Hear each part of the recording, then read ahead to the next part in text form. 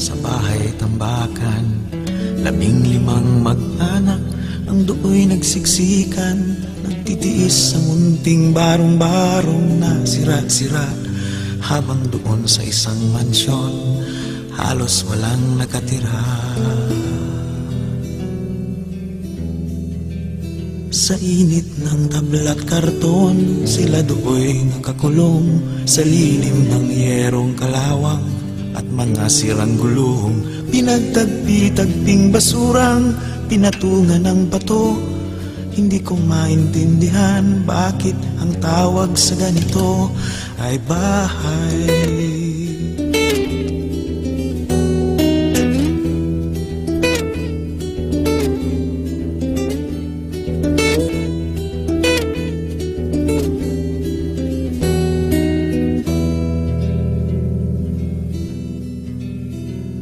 Sinulat ko ang nakita ng aking mga mata, ang kanilang kalagayan, ginawan ko ng kanta.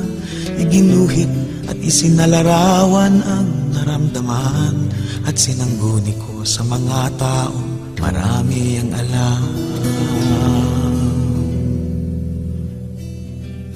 Isang bantog na senador ang unang nilapitan ko, at dalubhasang propesor ng malaking kolehiyo. At ang pinagpala sa mundo, ang dyaryo at ang pulpito, lahat sila'y nagkasundo na ang tawag sa ganito ay bahay.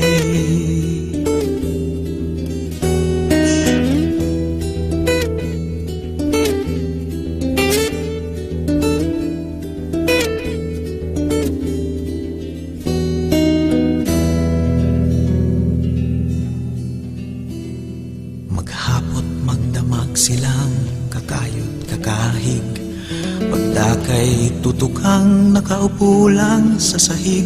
Sa papag na gutay-gutay, pipiliting hihimlay, di hamak na mainam pa ang pahinga ng mayayamang patay.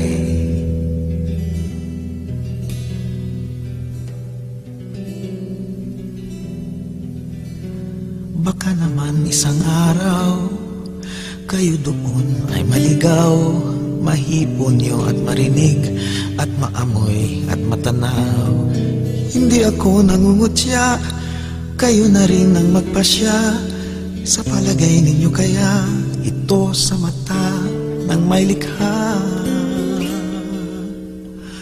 ay bahay.